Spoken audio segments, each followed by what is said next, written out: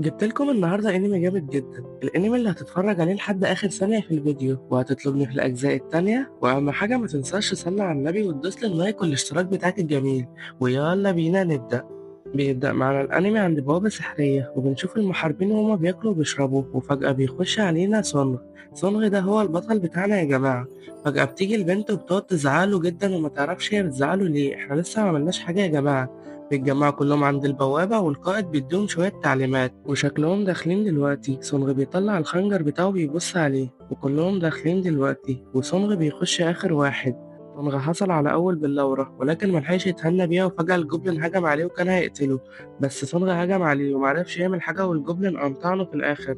صاحبه في الفريق قدر ينقذه بسرعة، وصاحبته شافته وطلعت تجري عليه وبتعالجه بسحر الشفاء، وبعد عناء طويل جدا من قتل الوحوش قدروا خلاص يخلصوا على آخر وحش. وصاحبة سونغ بتعالجه من كل الجروح دلوقتي. فجأة وهي بتديله كلمتين في جناب، واحد من الفريق اكتشف إن في مغارة كمان، ودي تبقى مغارة مزدوجة وممكن تكون خطر جدا عليهم. هما دلوقتي قاعدين بيشوفوا هيخشوا ولا لأ. دلوقتي في نص الفريق موافق إن هو يخش والنص التاني لأ.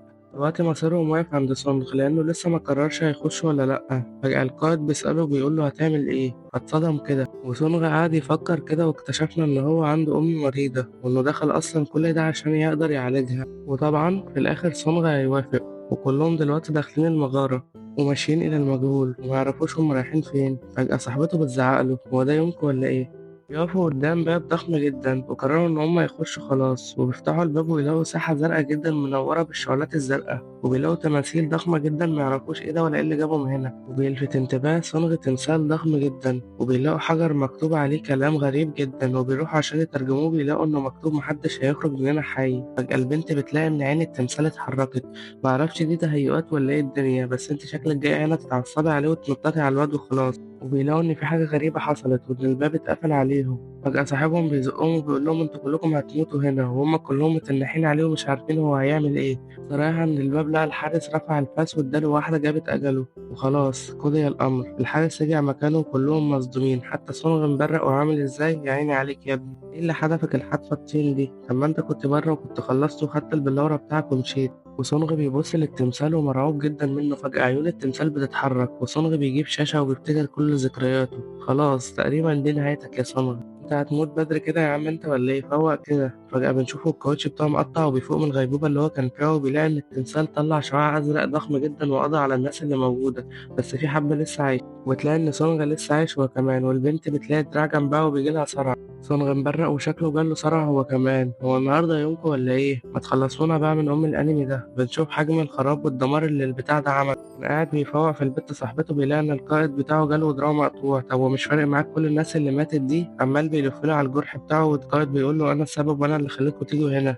وسونغ بيقول له لا يا عم أنا السبب، أنت تقعدوا تحدفوا على بعض ولا إيه؟ وبيطلع واحد عبيط من وسطهم وبيقول لهم سلام انتوا.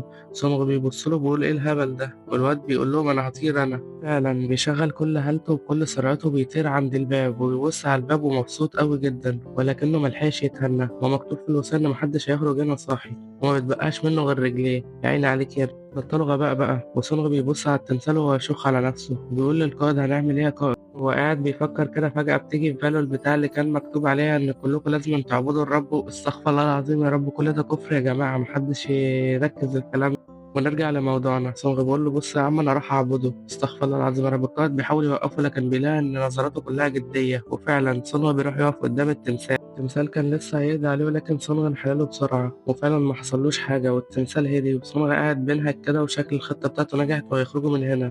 قاعدين دلوقتي كلهم بيبصوا لبعض وبيقولوا له هنعمل ايه تاني. كلهم بيقولوا له يلا ننحن للتمثال، وكلهم بدأوا فعلا ينحنوا واحد ورا التاني. كله بدأ ينحني للتمثال شكلهم هيخرجوا ولا ايه، بس التمثال بيغير رأيه وبيقول لهم ده انا هفشخكوا.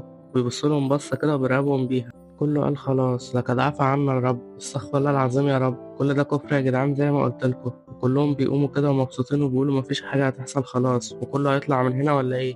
ايه يا عم، مكان مكتوب ان محدش هيخرج حي، في ايه غيرتوا رأيكم ولا ايه؟ ويا عيني الفرحة ما بتكملش. التمثال قام وشكله كده هيشلوحهم كلهم. هو في إيه يا ابني انتوا منحاسين كده ليه؟ القائد بيزعق لصنغ وبيشتمه بيقول له انت اللي خلتنا نعمل كل ده وكل ده بسببك، ودلوقتي كله واقف مظلوم ومش عارفين هيعملوا ايه. فجأة بيطلع واحد عبيط من وسطهم ويروح يقف قدام التمثال وبيقول له بابا حبيبي انا ابنك ما تموتنيش والنبي، وكله واقف مصدوم كده وشكل الخطة دي نجحت ولا ايه؟ صنغ واقف مصدوم كده وبيقول بإن الواد ده هينجح ولا ايه؟ بس التمثال بيبص عليه كده وبيبرق له. الواد شغال عمال يقول له بابا يا بابا يا بابا بابا، بس التمثال ما فرقلوش اي حاجه وهوب قام مديله واحده خلاص خلص عليه. انت بتعمل ايه يا ابني؟ بابا مين يا ابني؟ كلهم اتصدموا وطلعوا يجروا زي الفئران بالظبط. ما تقفوا قدامكم وموتوا وريحونا وخلصونا. صنغاوي بيجري بينزل قال له وحي وبيقول في إلهين، إله التعذيب وإله الرحمة، استغفر الله العظيم يا رب. وبيقول للقائد روح قدام الإله الرحمة ووقف قدامه، وفعلا عيونه بتنور. كل الكلام ده كفر يا جدعان، محدش صدق الكلام ده. والقائد بيقول لهم كل واحد يروح قدام إله الرحمة، والكل فعلا بيروح يقف قدام الإله والإله بتاعه بينور إلا صنع عشان منحوس منحوس دايما، وبيسيب البت ويطلع يجري. وبعد ما يسيبها الإله بتاعها بينور. الكبير البابا بتاعهم بيجري وراه وكان لسه هيديله واحدة بس خلاص صنع جري منه على آخر لحظة. شوف تمثال الرحمة قدامه وكان لسه هيجري بس وقع قدام تمثال تاني والبت بتصرخ وقام التمثال مديله واحدة فرتك رجله. وصنع لسه صاحي. ما تموت يا عم وخلصنا بقى. عين الواد مش مرحوم وعمال من هنا ومن هنا، وكان لسه يا عيني هيتفعس وهوب بس خلاص لحق نفسه. روح لصنغ ونلاقي إن صنغ مبسوط والبنت بتطلع تجري عليه، ونلاقي إن التمثال الكبير راح قعد على الكرسي لا ولا كأنه عمل أي حاجة، والبنت بتصطدم وتشوف إن رجل صنغ طارت. روحوا هاتوها وركبوها بقى. بتحاول تعالجه بكل قوتها بس ما بتقدرش وبتطرشق دم من كل حتة. القائد بيقول له معلش يا ابني أنا اللي عملت فيك كل ده. ولا أنت ولا هو، أنا اللي عملت كل ده. فجأة التمثال بيطلع حاجة من الأرض كده وبيقولوا إيه ده؟ القائد رفع السلاح بتاعه في وش واحد من الجنود عشان كان عاوز يروح يقف هناك ويشوف هيحصل إيه، بس نكتشف إن ده مكان للتضحية. ولما يروح القائد بيلاقي فيه شعلة قادت، وصنغ بيقول شيلوني كمان دخلوني على هناك ونشوف. وأول ما بيقفوا هما التلاتة في كمان 3 شعلات بتنور، وصنغ بيقعد يترجم كده ويكتشف ويقول إن إحنا كلنا لازم نقف هنا. وفعلا كلهم بيجوا وفي برضه شعلتين تانيين بينوروا. أول ما بيقفوا كلهم في الدايرة بيلاقوا إن الباب فعلا فتح بإنهم كلهم هيخرجوا ولا إيه، بس الفرحة مبتكملش والتماثيل بتتحرك عليهم. نحسة نحسة أوي يعني مفيش كلام.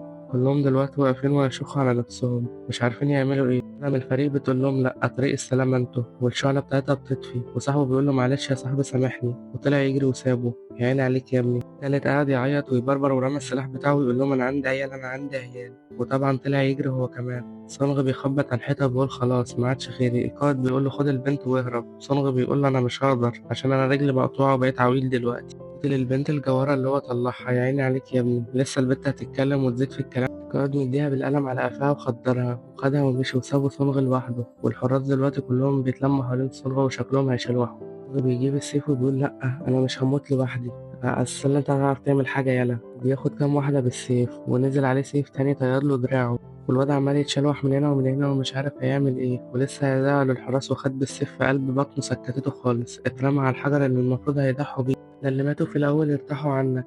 ولسه الساموراي بتاعهم هيرفع السيف وينزل على وشه، والواد عمال يعيط ويقول مش عايز أموت مش عايز أموت. فجأة الشاشة بتسود قدامه وبيجيله إشعار بيقول له إيه يا ابني عاوز تبقى لاعب ولا لأ، ولو رفضت هتموت. فطبعا من غير ما يفكر بيدوس نعم. وبكده يبقى خلص معانا الجزء الأول من حكاية صنغ. لو عاوز الأجزاء التانية ما تنساش تكتب لي تحت في التعليقات، وما تنساش طبعا تصلي على النبي وتعمل لي لايك وفولو لو عايز تشوف الأجزاء التانية. وسلام.